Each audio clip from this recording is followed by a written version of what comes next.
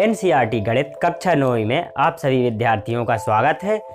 तो आज हम अध्याय 1 संख्या पद्धति की प्रश्नावली 1.1 को हल करने जा रहे हैं। तो उसका पहला क्वेश्चन यह है कि क्या शून्य एक परिमेय संख्या है? क्या इसे हम p/q के रूप में लिख सकते हैं, जहां p और q पूर्णांक है और q बराबर नहीं है क्या किसके? शून्य के। तो हमें इस क्वेश्चन में यह बताना है कि क्या शून्य एक परिमेय संख्या है। यदि परिमेय संख्या है तो क्या हम इसे p/q के रूप में लिख सकते हैं, क्योंकि हमें पता है कि हर परिमेय संख्या को हम p/q के रूप में लिख सकते हैं। तो p और q क्या है? पूर्णांक संख्याएं हैं और q बराबर नहीं है शून्य के। सबसे पहली वीडियो में हमने क्या पढ़ा था कि पूर्णांक संख्याएं क्या होती हैं? जो पूर्ण संख्याएं, वे पूर्ण संख्याएं जो संख्या रेखा में माइनस से शुरू होकर 0 से होती हुई और अनंत तक जाती हैं, उन्हें हम क्या कहते हैं? उन्हें हम क्या कहते हैं? पूर्णांक संख्याएं। ये पूर्णांक संख्याएं प्लस की भी होती हैं और माइनस की भी होती हैं। और हमने पढ़ा था कि परिमेय संख्या क्या होती हैं?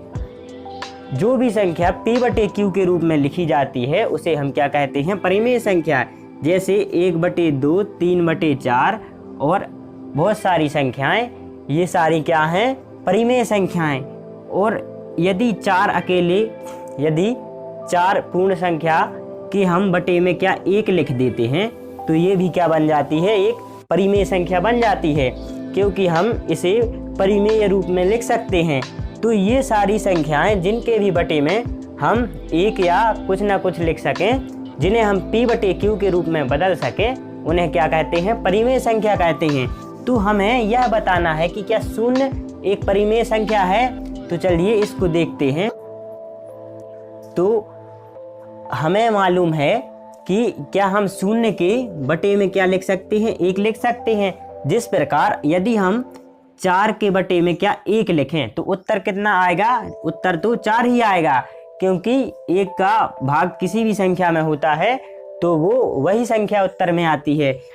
इसी प्रकार यदि हम 5 के बटे में 1 लिख देते हैं तो उत्तर कितना आएगा? उत्तर तो 5 ही आएगा, क्योंकि किसी भी संख्या के अगर हम बटे में 1 लिख देते हैं तो इसका मतलब होता है 1 का उस संख्या में भाग होगा। तो जब भाग होगा तो कितना आएगा? 5 ही आएगा। तो इसी प्रकार क्या हम शून्य के बटे में 1 लिख सकते हैं? यदि शून्य को हम किसी भी संख्या से विभाजित करें तो उत्तर क्या आएगा? हमारा शून्य ही आएगा। तो क्या ये एक परिमेय संख्या है? यदि हम शून्य को 0/1 भी लिखें तो उत्तर तो हमारा शून्य ही आएगा। अतः हम कह सकते हैं कि शून्य क्या है? एक परिमेय संख्या है। तो हम इसको इस प्रकार लिखेंगे।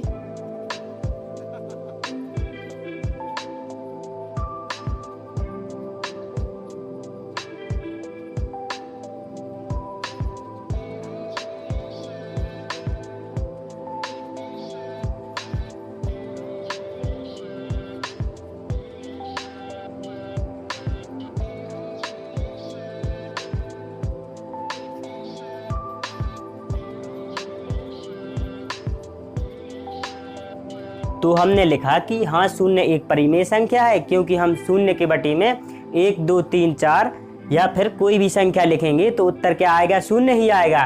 तो ये जो हमने धनात्मक संख्याएं ली हैं, क्या इनकी जगह पर हम ऋणात्मक संख्याएं लेंगे तो उत्तर शून्य ही आएगा, क्योंकि पूर्णांक संख्या क्या होती हैं? पूरी धनात्मक की संख्याएं। धनात्मक के पूर्ण अंक और ऋणात्मक पूर्ण अंक ये क्या होती हैं?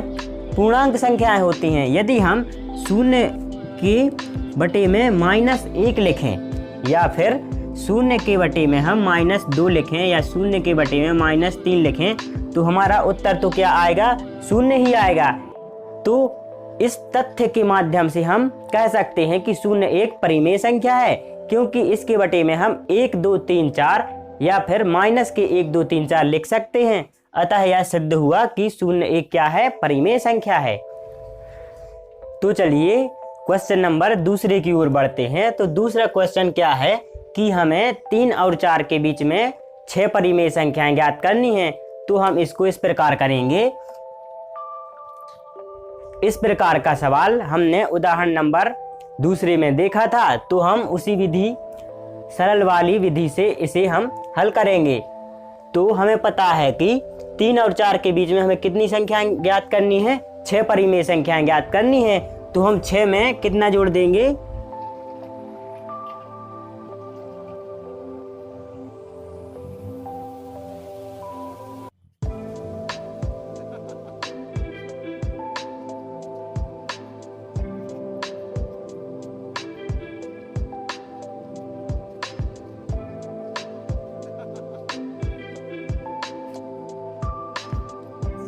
चूंकि हमें 6 परिमेय संख्याएं ज्ञात करनी है, इसीलिए हम 6 में 1 जोड़ देंगे तो कितना आ जाएगा। चूंकि 6 में 1 जोड़ देंगे तो कितना आ जाएगा, 7 आ जाएगा। तो हम 7 को हर लेकर 3 और 4 में किस प्रकार परिवर्तित कर सकते हैं। यदि हम 21/7, तो हम 3 को कुछ इस प्रकार परिवर्तित कर सकते हैं कि 21/7 यदि हम करेंगे तो कितना आंसर आएगा, 3 ही आएगा। तो हम इस प्रकार कह सकते हैं। और 4 को यदि हम हर 7 लेकर परिवर्तित करें तो कितना आ जाएगा। यदि हम 3 और 4 को हर 7 लेकर परिवर्तित करें तो क्या आएगा, 21/7 और 28/7। तो 3 और 4 को हम 21/7 और 28/7 के रूप में लिख सकते हैं। तो 21/7 और 28/7 के बीच में हमें 6 परिमेय संख्याएं निकालनी हैं। तो हम सिंपली इनके बीच में कितनी संख्याएं हो सकती हैं, 21 से 28 तक एक एक अंक हम बढ़ाते जाएंगे और बटे में 7 लिखा ही है और बटे में 7 लिखते जाएंगे तो हमें 6 परिमेय संख्याएं मिल जाएंगी। तो इनके बीच में कौन कौन सी 6 परिमेय संख्या हो सकती हैं, चलिए देखते हैं।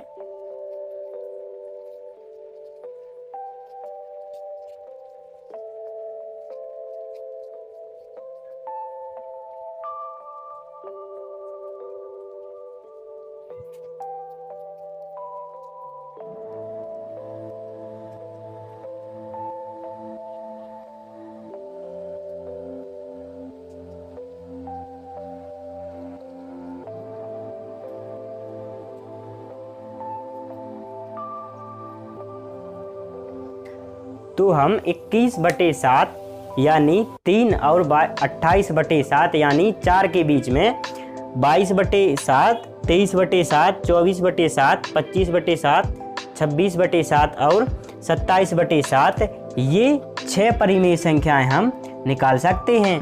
तो इस विधि से निकालना आसान होता है, इसीलिए हम इसी विधि से परिमेय संख्याएं निकालेंगे। तो बढ़ते हैं अगले क्वेश्चन की तरफ।